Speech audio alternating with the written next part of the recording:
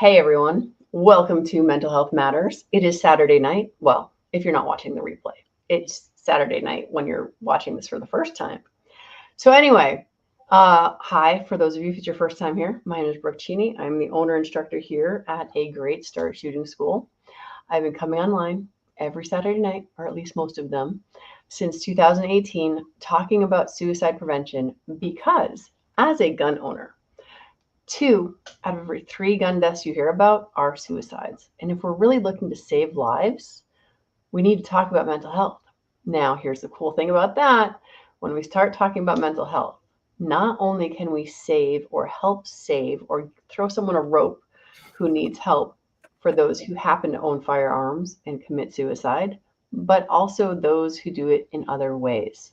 A funny thing, we've got additional help in that all the stuff that we do for mental health that improves mental health actually flows over into violence prevention as well.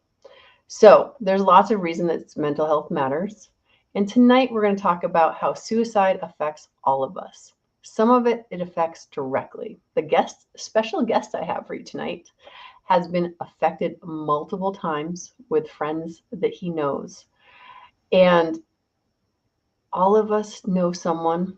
Either we know someone who committed suicide, my grandmother did, for example. We know someone who's attempted suicide, that would be my dad. And we've been to someone's funeral, chances are, that committed suicide as well.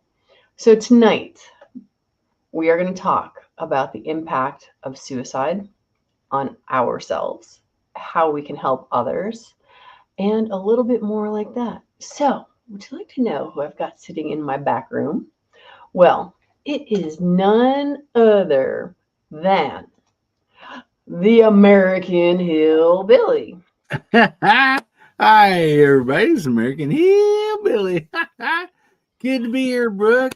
And so excited. And I'm just very thankful to be here with you and everyone. And let's talk about some mental health here because I know I got plenty of it. It is something we can all use. It's like mental health is the thing. It's like it's what keeps us going, or it's what holds us back. It is what makes our life fulfilling or makes our life feel like such a grind. Is the better mental health that we have, the more we can deal with things that suck. Because there's plenty of things in life that suck. It's not like we've got roses and rainbows everywhere. However, this was your idea. So thank you for coming on and giving me a subject to talk about. But as I said in our intro, all of us have been touched by suicide in one way or another. Because I've been doing this for so long, I've heard lots of stories. And it can be very, very hard. I think one of my most disturbing ones was a veteran suicide where a veteran took a gallon of gas and poured it over himself and lit himself on fire. That is some really hard hate for yourself, I'm thinking. So, one of the things that Hillbilly had brought up to me was that his friends, we were on pre-chatting here a little bit. He has 7 friends he knows personally that have died by suicide. Yeah. And they're all guys. Mm-hmm. And so we started looking it up. Men are 4 times as likely to commit suicide and be successful as women. And on the flip side of that, us fairer sex here, we attempt it more often. Men are more determined. So the scales are not really balanced. But I'm trying to make light of it in that it is Well, what it is. let's face it, women do make better choices than men do. There's no doubt Yeah. about that. And we are more drama. We are absolutely more drama. Men are just like, yeah, dude, whatever. I'm not going to deal with, I'm not going to bug you with my stuff. I'll go take care of it myself. Women, on the other hand, we are that social creature. We must have everyone around us and make sure everyone knows what's going on right now with everyone. So if you've never seen it, oh my gosh, there is this amazing clip called Men's Brains, Women's Brains. And it's this guy who is a marriage counselor, but he's also a comedian kind of thing.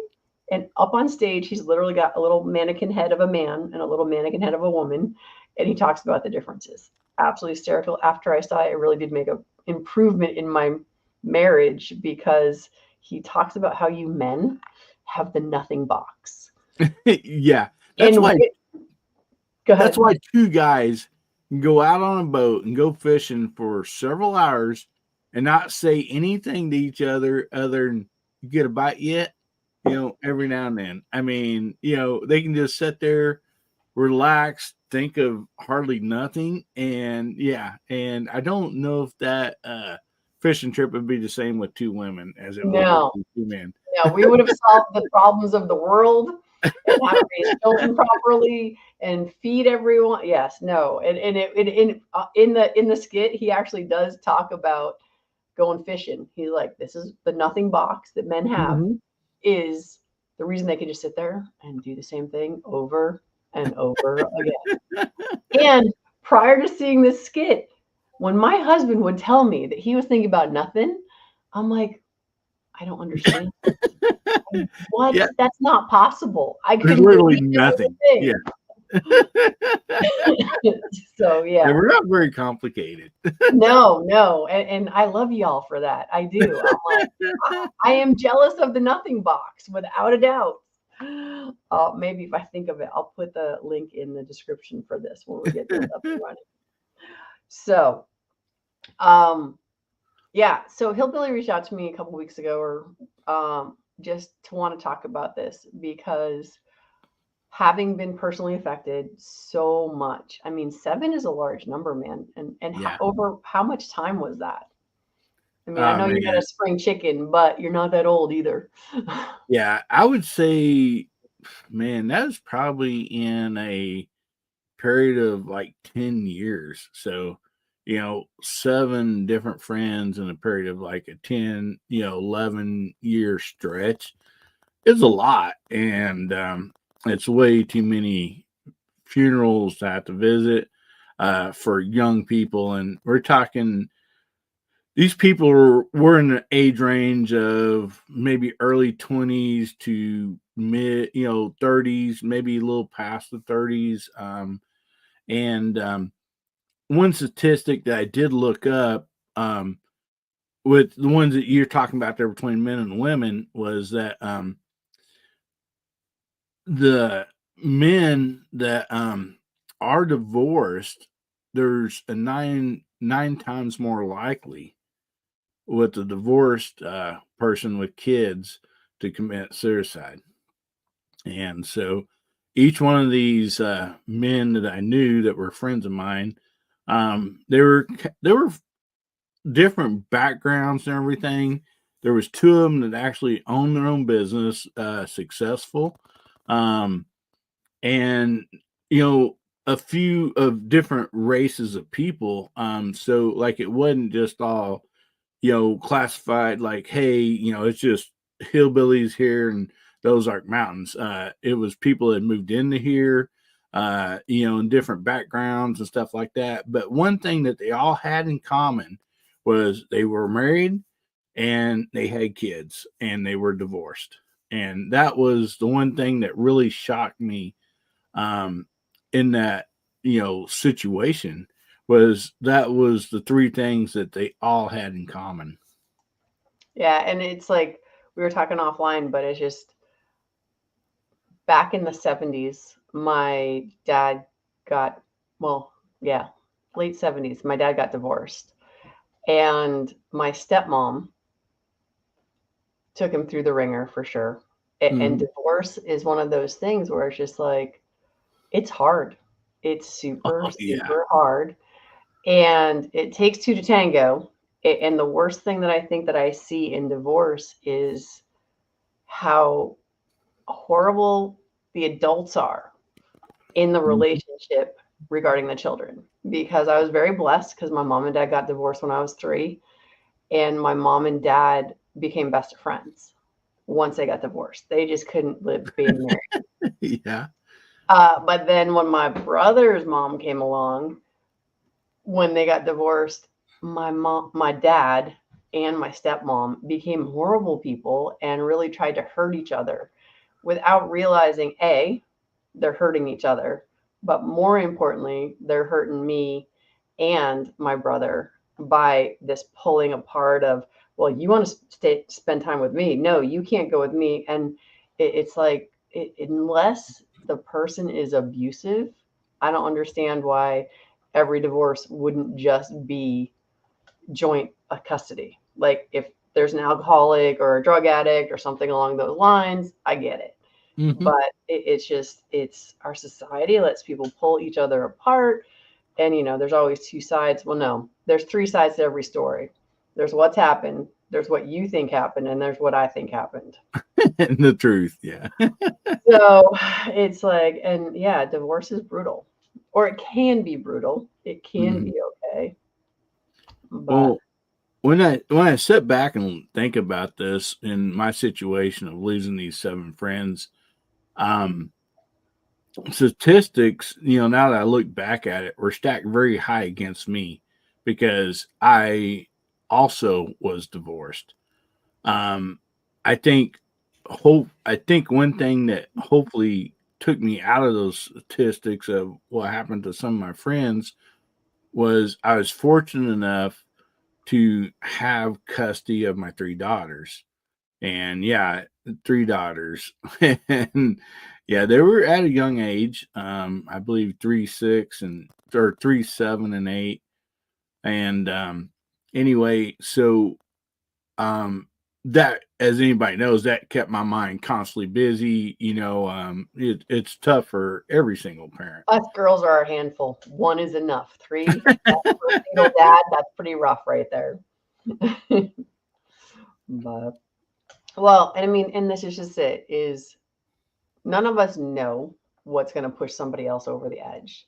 Like you were saying, like some of your friends, they had successful businesses. They seemed like they had their stuff all together. Mm-hmm. No one knew that anything was going to happen to them. And then poof, one day they're done.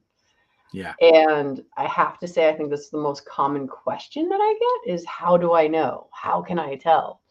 And the answer is you can't. But watching a show like this, understanding what the stats are, when you have a male friend who got divorced, lost their kids, maybe you check in on them a little bit more often. Maybe Mm-hmm. you ask them how they're doing. Maybe you hang out with them a little bit more when they're going through all of that. Back to the men having the nothing boxes, men are not as likely to reach out. It's like back to stats. It's like women are, I forget what the stat was exactly, but women are much more likely to be diagnosed with depression because we'll actually go talk about it. But more men actually commit suicide. So it's one of those things where there is no answer. There are some people that have tells, like Hillbilly, you were saying one of your friends did tell his ex wife a couple times he was planning on doing it, but she didn't think he was actually going to do it, right? Mm-hmm. Yeah. Yeah. Because he had said this a few times after they were divorced. Maybe the first time she's really worried, and then it didn't happen. So then the second time, and maybe the third time, she probably thought, well, you're just saying this, to worry me or stress me out. It's not going to happen, but it did. I mean, Yep. and that's a bad thing. He was in his truck out in the middle of the woods by himself with a bottle of whiskey, and nobody knew it at the time. And so I think a lot of it is men feel like they're supposed to be, a little tougher, not share, those type of situations. Is like, hey man, I'm I'm kind of depressed, feeling down. I'm gonna call Bill and Joe or whatever, but they choose not to do that because they feel maybe like it's a sign of weakness, or something like that on their part. And another thing is, I do believe that sometimes men, especially if they have firearms, it don't matter if it's just one for hunting or one for self defense in their home. Uh, they feel like, okay, if I reach out to someone, then and I actually talk about what's going on in my heart, what's going on in my mind, then I might get thrown in jail. I might not be able to see my kids because I would be a risk, And so I think they feel like they don't have anywhere to turn to. Right. And this is definitely one of those things where I'm going to throw this up on the screen real quick. This is where like Walk the Talk America comes in. This is where we're trying to get better about having resources specifically for Second Amendment folks who want to have their mental health taken care of with responsible firearm ownership. Because one of the things, if you're in the Second Amendment community, one of the things we talk about often is our red flag laws. And a lot of people don't understand what it is. And red flag laws are sort of shown up as, oh, look, we're going to save lives with this. When in actuality, what it does is what HillyBilly just said, which is actually makes it so gun owners don't want to talk about gun ownership and their mental health because they're going to lose stuff. So let's say you happen to be a gun owner and you need some help. Well, if you go to WTTA.org, and up here it actually says walkthetalkamerica.org, and I'll make this a little bit bigger here if we can. Over here in the corner, that big green button here, when you click on free screenings, they have free screenings that are free and anonymous. So let's say you're dealing with some depression. Maybe you've got some ADHD or anxiety, or you're curious whether you've got PTSD or any of these things. You don't have to go into an office. You can just get a free anonymous test right here.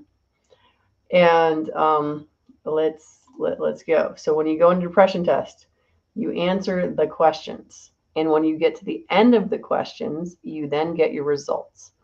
When you get your results, the other thing that's great about this is it then also gives you resources.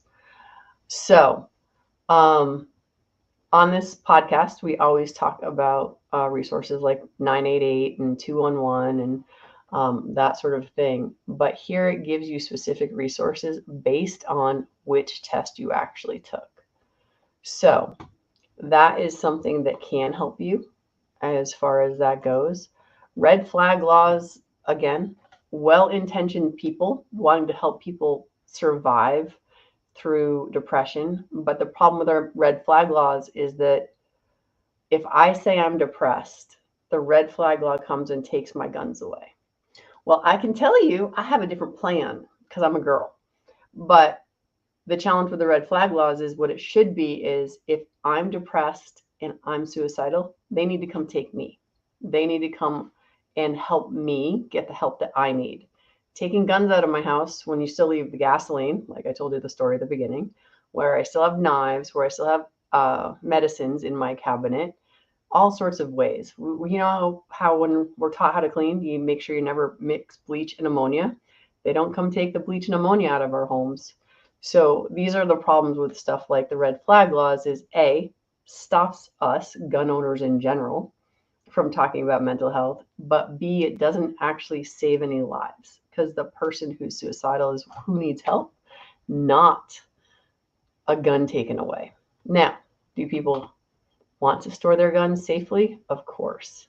Do people want to get guns out of their home if they're having a hard time? Absolutely. And that's where somewhere like Hold My Guns comes in, or certain stores across America will just hold your guns for you because we do talk about veterans a lot as well.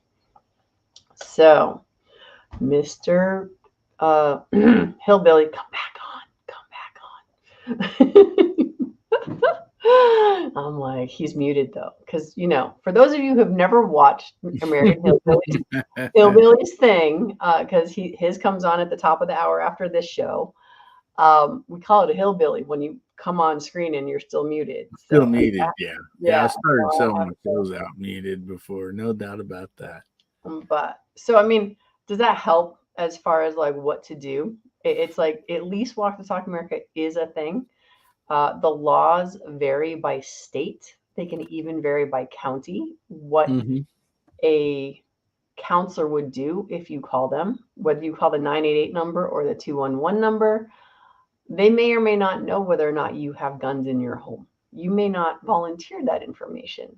But Yeah. again, this sort of stuff like the red flag laws make it super hard for gun owners to want to talk about it. And then on our federal forms, it talks when you buy a gun, for those of you not used to it, it asks, have you ever been in a mental institution? And if you click yes, you can't get a gun. Hmm. And that's also wrong because I was a mental institution when I was a teenager. I'm not that person anymore. So it's like Yeah. there's a ton of ways that we need to change stuff. So gun owners, male or female, are allowed to go get help without fear of repercussions. Because you guys have that nothing box. So, you're already ahead of us anyway. And maybe that's why you can hold back and not talk about it because men are way better at doing that compartmentalizing and just, okay, I feel like garbage. I'm going to stay out of my garbage box right now. I'm going to go to my nothing box, but the garbage box still gets too full. So, Yeah. No doubt about that. And earlier, before we started, I think you had some statistics that was even from all over the world. So people that don't even have firearms available to them. yep. In 2021, over 38,000 men died by suicide in the United States, highest number in rate. Oh, it is actually. Sorry, it was United States. It wasn't the world. Oh, But so yeah, it just had a world map next to it. That was why we were thinking it was the world. But I did the math real quick, and that is 104 men a day are dying by suicide. yeah. Now, for those of us in the community, we tend to know there's the average number is 22 veterans a day die. Now, to be fair, it's not all women, or sorry, it's not all men. There are women veterans that die every day, but I'm going to assume for the purpose of this conversation. So that's like if all the 22 vets were male, that means 82 random people die every single day from suicide, men. Yeah. So it is just, and women are definitely the ones who are diagnosed with depression. We're diagnosed with postpartum.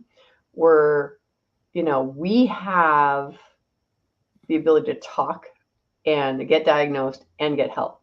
Whereas men go to their nothing boxes and then compartmentalize and then they just take care of it. And don't get me wrong, I love my husband to pieces, but I also love him because he's not like me and he does just do the things that he wants to get done and there doesn't have to be discussion about it and it's just done.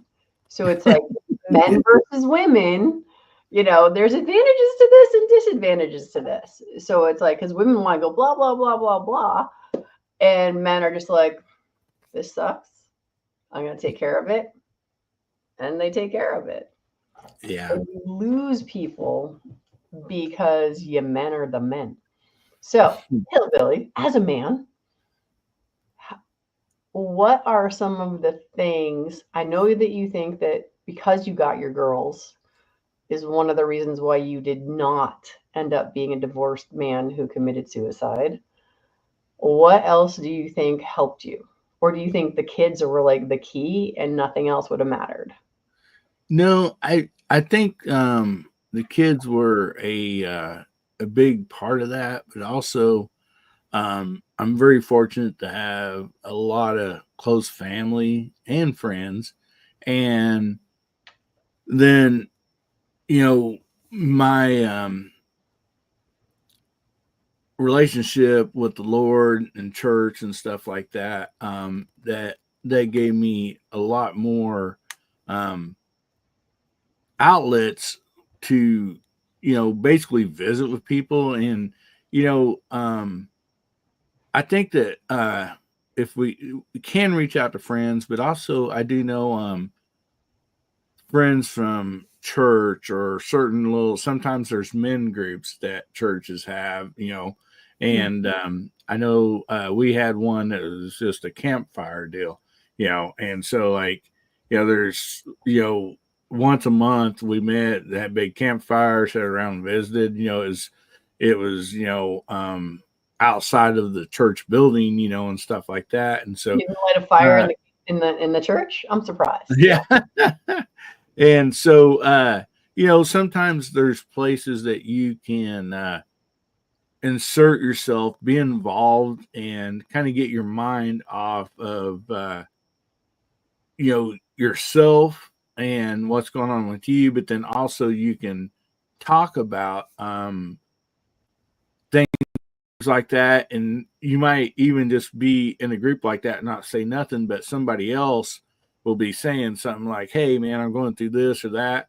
And so it gives you a feeling that, okay, I'm not alone. Other people are going through problems, too, that I'm going through. And, things like that. I think every little bit of, nuggets of stuff like that really helps a person.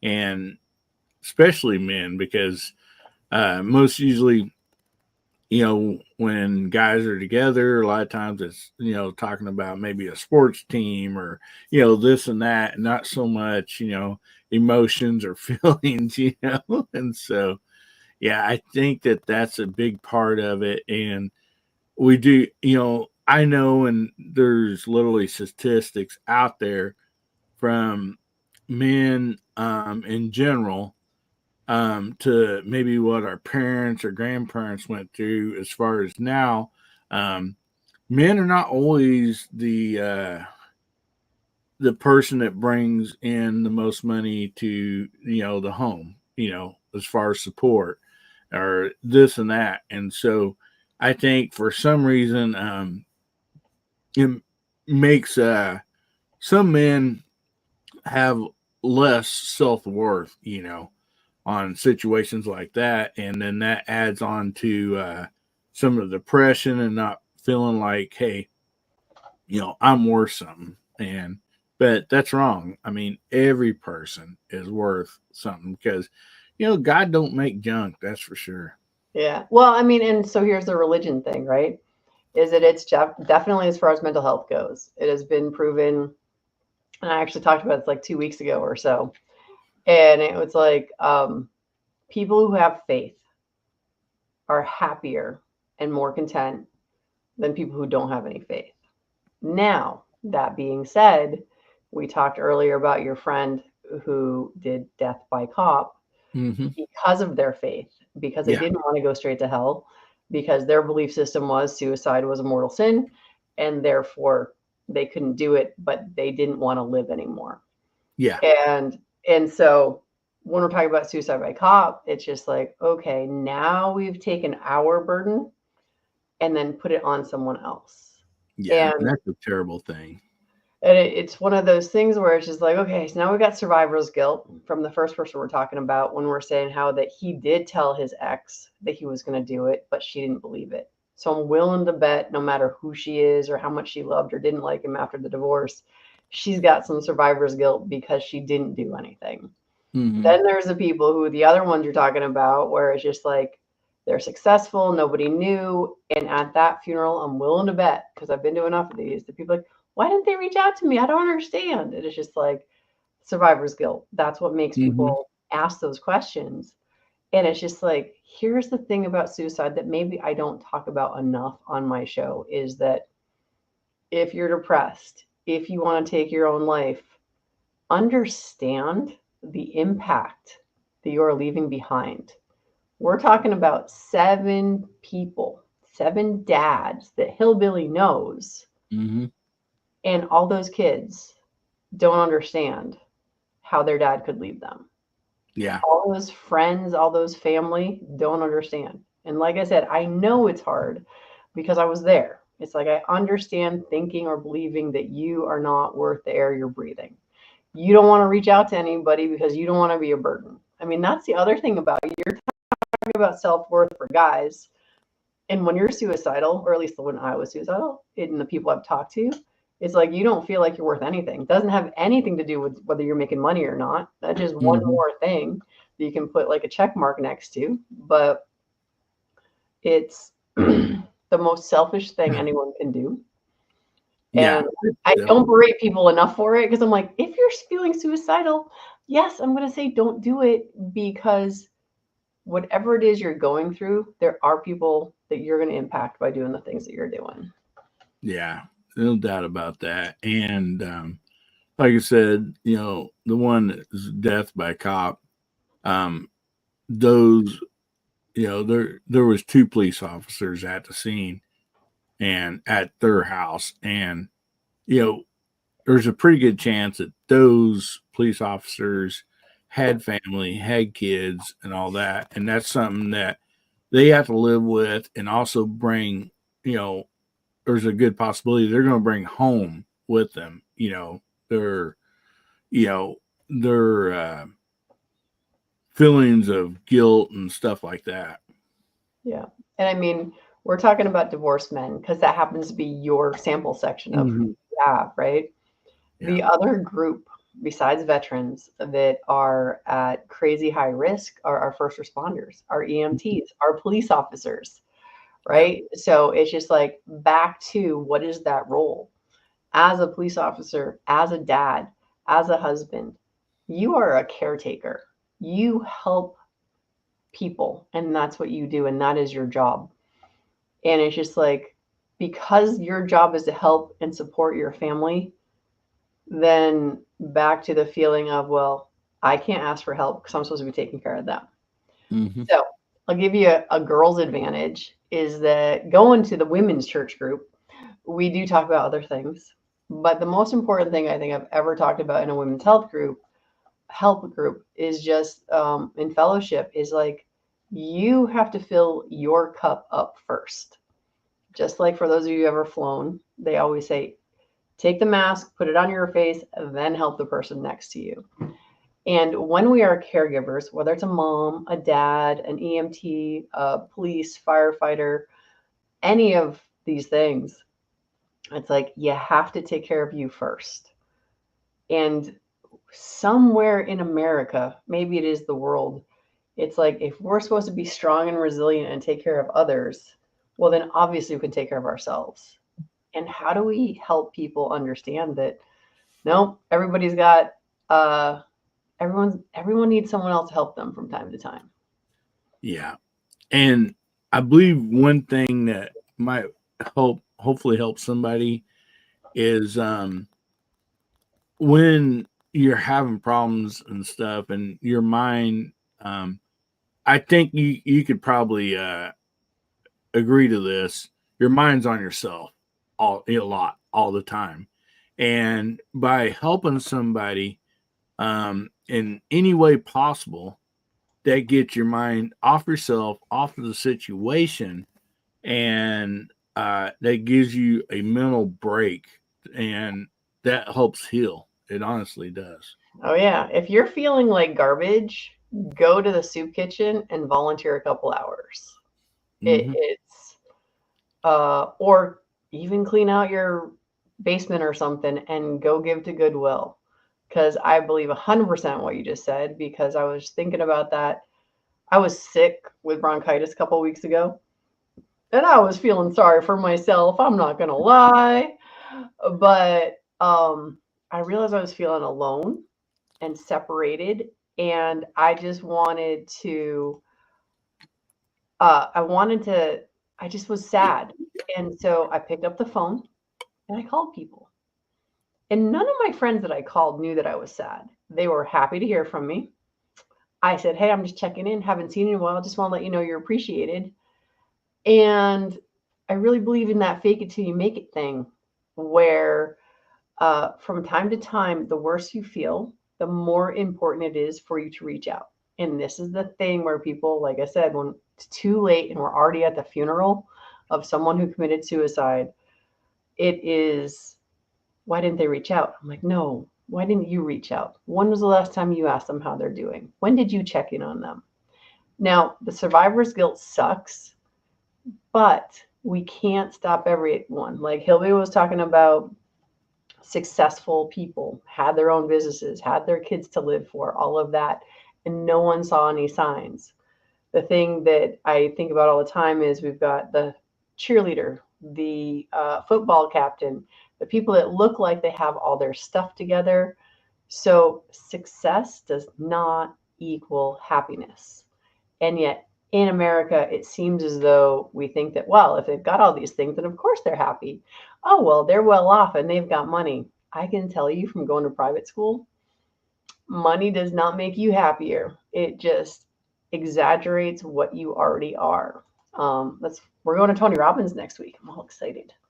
But that was one of the things that Tony Robbins explained. He's like, here's the deal. You are who you are. If you have more money, happiness, joy, you'll have those things, right?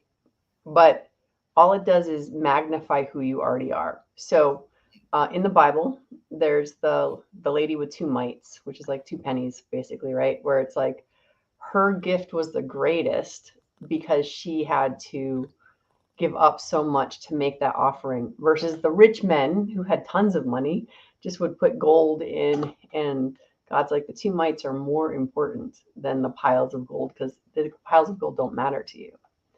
So it's Mm-hmm. like, if you're a good person and you're poor and you won the lottery, you're still going to be even a more good person, a better good person.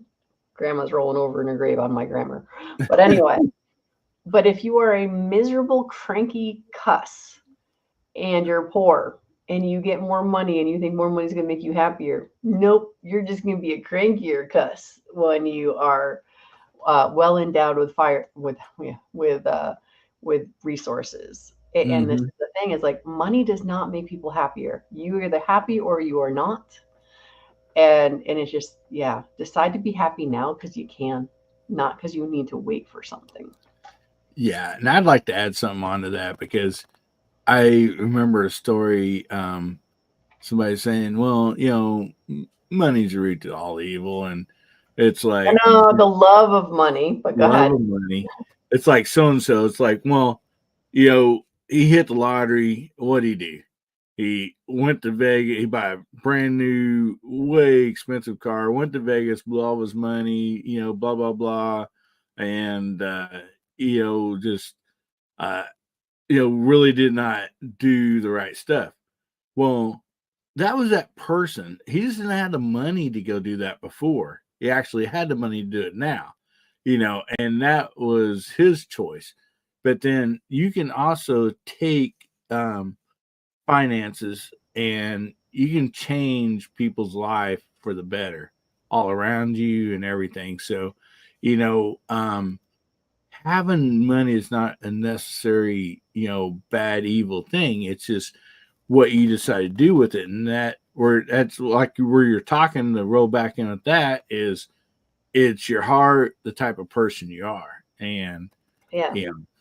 And I mean, I've seen so much of it where it's just like, I can honestly tell you, unending wealth is a curse upon some families. And Yeah. it's just like, I know people talk about trust fund babies and all that sort of stuff. And I'm just like, having another thing going back to the Bible is like, idle hands are the devil's workshop. So it's like, if I don't have to go to work because I'm independently wealthy, I turn into a horrible human being. You and I need work. We need to do stuff to produce things and feel as though we're contributing. Like HillyBilly and I, why are we here? Well, hold on, let me make it bigger for a second. We are here so that we can make somebody's day better. And we can give to our communities. We can talk about mental health matters. We can do something that may help someone along the line, get you thinking out of your own head. And it's one of those things where it's just like, I love what you said, though, is that whole thing of, the worse you feel right now, go help someone else. Mm-hmm. Get out of your own way and go help someone else, because this is why, if it bleeds, it leads. We like to know there's other people that are worse off than us. It is just part of our survival instinct. And when we're focusing on, because suicide is the most selfish thing anyone can do, I know I was very suicidal and I was very selfish for a good portion of my teen life. And it was all about me and poor me and no one understands and all of this stuff. And I still, like Hillbilly was talking about, he's still alive because he got his girls, or at least that's one of the things. Yeah, I it's a think possibility. Yeah. I think I'm still alive because even then I had that servant's heart to try to help take care of others. If I didn't have that, I probably would have done my plan. Now, I Hmm. will say I am sneakier than the dudes because I had a plan to make it look like an accident so nobody would know that I had um, taken myself out. And it's one of those things where only recently they've actually started acknowledging suicide by car, because now when police go to scenes where there's no skid marks, they're marking it as suicides. And that not to give away my plan because it's not going to come to it, but it was just like, but I did think about it as far as, yes, I knew I was being selfish, being suicidal, but I wasn't going to let anyone know that I was suicidal. Like that was my plan. It was like I had a plan with the car and all that fun stuff that it was going to look like an accident. So if you're trying to be sneaky, don't do it. Just go Yeah. do something else. But Yeah. And also, I'd like to add here, I don't know what you were feeling then, but I think with a lot of people, because I've dealt with anxiety, and when if you think, okay, I don't want to talk about this because I'm probably the only one dealing with this. I mean, nobody's going through what I'm going through. I am the exception to all. mm-hmm. Um, that's probably not true. There's a pretty good chance.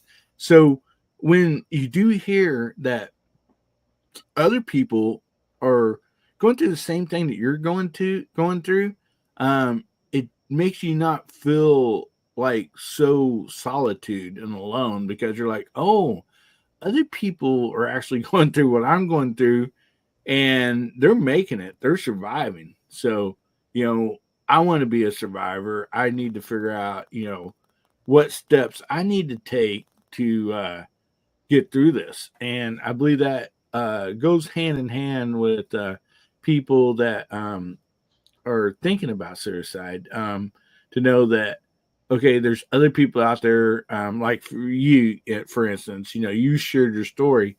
And so other people might think, oh, well, I'm not the only one that was thinking like that. But I see this person, they made it through. They're living a normal life now. They're happy. And so I think talking about it really helps out a lot. And I think I should address that too, though, is that stinking thinking that we can have, it doesn't go away forever. Hmm. It's like grief. When you've lost someone you love a ton, you're very sad in the beginning and then you deal with it. But yet, from time to time, it's like getting smacked in the back of the head with a 2x4. It shows up anyway. So it's like, yeah, I was suicidal as a teen and I didn't know what to do about it. And I drank. I was an alcoholic teenager, is what that turned into. Wow. Um, and other things that are not fit for a family show. Um, because I just physically and mentally abused myself in many ways. And it's one of those things where I wouldn't undo my life, in that bad things happened to me as a child, and yet good things happened to me as a child. Bad things happened to me as a teen, but good things happened to me as a teen. So my life was neither good nor bad.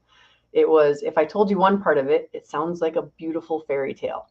If I told Hmm. you the other part of it, it sounds like a horrible nightmare. And the reality of it is that is all of our lives. None of us have the leave it to beaver life where where dinner's on the table every night at 6, or Yeah. maybe we do have that, but we get beaten if we show up at 6:01. So it's like Mhm. back to the thing of how some things appear like everything is perfect, but in actuality, it's huge stress. Yeah. Um, and back to the divorce stuff, it's like when I was a kid, I remember being 8, 9 years old in my home, and I remember thinking, I wish my mom and dad loved me enough to have stayed married. And it's just like, so for if you're going through a divorce, think about your children. Think about what they're going through. I know you're Mm-hmm. going through pain and suffering because you're getting divorced and things Mm-hmm. aren't working out. Maybe you're the one who asked for the divorce. I don't know. But it's just like as children, we want to make our parents happy. And we don't understand adults are supposed to have all their stuff together. And we're adults, right? We don't Yeah. have all our stuff together. I warn my children this all the time, like, guys, it doesn't get better. We're not smarter. We've got different experiences, but and it's just like as life goes on, it's just like it's not all good, it's not all bad. But when it's bad, we have to reach out. We have to figure stuff out, and we are not alone. And I Yeah. think that's the hardest part. And for guys, if you have a church group and you've got that men's group, join the men's group, go to the men's group. Women, I don't know, we got knitting circles everywhere. Matter of fact, my girlfriend, Sarah Joy Albrecht, just sent me my dumpster fire challenge coin. So I Oh, now have a cool. dumpster fire challenge coin. All right. And around the edge, it says the strongest steel is forged in the hottest dumpster fire or something along those lines. Yeah. And it's just like, we got to be able to laugh about it. But yeah, that reaching out and helping others is such a big part of getting out of your own way. And Yeah. it's hard. And not everyone's going to be successful. Well, we were talking earlier about the men, just have a no thinking box. So like we literally could be driving down the road, to work, from work, whatever the case might be, and not really be thinking about much of anything. And one thing I would suggest to people um, is when you have somebody, maybe it's an old friend, maybe it's a friend that you're, you know, talking to quite a bit, but if somebody pops in your head and it's like, I wonder what so and so's done, or all of a sudden, it's like, well, I may have talked to him, this person, this man or lady last night, but all of a sudden, it just pops in my head. It's like, well, maybe I should give him a call. Go ahead and do it because, for one, more than likely they're gonna, be happy. I'm always happy when my friends call me or whatever, or send me an email or a text. But another thing is I believe that sometimes the good Lord puts on your heart somebody that could use that conversation. Just as far as guys, it might be talking about fishing or hunting or whatever. But I think that sometimes those people pop into our thoughts, and we might just go on down the road and not think, oh yeah, well, no sense to respond on that. But urge people to go ahead and do that. I think there's a couple benefits for that because you're going to be reaching out, hopefully talking to somebody. Maybe, hopefully, there's going to be some laughter involved. Yeah, call someone who picks you up, not someone who brings you down. That Yeah, would be, yeah. and and they might be going through a bad time, and that's one of the things that I chose kind of for a logo for my channel is make somebody's day better, because we all can put on a fake smile. We all can go about our day. If it's people we see at the grocery market, or if we Right. see, yeah, I'm like, it won't go into focus. I'm sorry, man. All right, that's the best I can do. But anyway, yeah, or if if somebody we work with, and you don't know what they're going through, so just by give them a smile, saying hi, regardless of what you do, without spending a penny, you have opportunities all day, every day to make somebody's day better. And And girls it have it means a easier lot. than guys, without a doubt. Because I can say to a girl, wow, those are really cool nails or nice earrings or something like that. You say that, you're in trouble. You're hitting on them. So, yes, I as like those. women, we get to do it all the I time. like those pants, Jim. Where'd you get them at? Yeah, it don't. It don't always go as good for guys. And did you get your hair done, Jim? Look, can I get the number of your beautician? I mean, Yeah, it's not quite the same. Well, sir, we are at 50 minutes. That means that your show is about to come on in about not, well, 20 minutes, but whatever. yeah, He never starts on time. I say at the top of the hour, but that's when the chat starts, not when he yeah. starts. I did look it up. So it's called Men's Brains and Women's Brains with Mark Gungor, or the Nothing Box. Go on YouTube, look this up. There's multiple editions. I highly suggest you at least do the 5 minute version.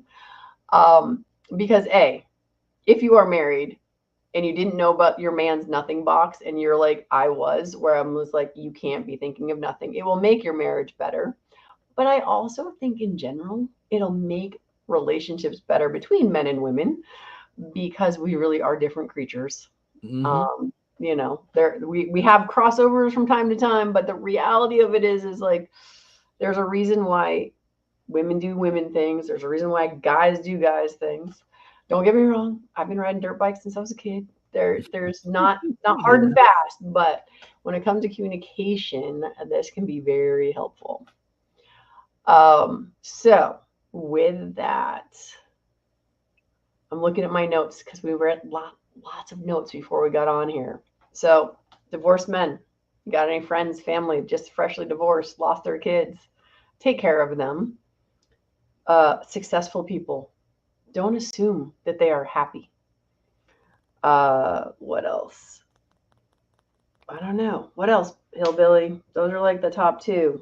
If somebody pops in your mind, just reach out to them and visit with them for even if it's just a few minutes. And don't ever think that whatever you're going through right now in your life that nobody else has ever gone through it. There's been somebody that's gone through it, they survived. So keep that positivity and hope up, knowing that somebody else has gone through what you're going through, um, and they've survived, they've made it, they've got on with their life. And help someone if you're feeling Hmm. like garbage. That would be the other one. Make somebody's day better. There you go. All right. Well, I think that about sums up all of our stuff for tonight. I don't know. Got any final things? Thanks for sharing your time with me and getting this all set up to get this done and bringing me an idea. And for Well, those of you who are watching who've told me that you want to be on and I haven't called you, just call me again. It just means I lost your text or something. So, but yeah. So no doubt. And thank you so much for having me on. And thank you for doing what you do on this program. Um, it is very important. It's probably one of the most important things that it goes on is helping people to realize that there is help out there. There is help, and it is available. It is free, and you're not the only one going through this. you're never alone, even no Mhm. matter how. I mean, I have been in a room full of people and I felt very lonely, and I understand that feeling. But the truth is, whatever you're going through, there's been someone there before. One of the Tony Robbins things is success leaves clues. And the good news is, I was actually just talking to someone who tried to commit suicide 4 times last week. Not, she didn't try to commit 4 times last week. I was talking to her last week, and through her life with her trauma, she'd attempted suicide 4 times. Wow. And I thanked her for being unsuccessful, Yeah. because she's adorable and sweet and kind. And it's just like, We need to keep our light on. We need to find a way to help others when we're feeling like garbage. And that helps us more than we know. And that's why those of us who've had trauma do stuff like this. So Mhm. we can help and reach out.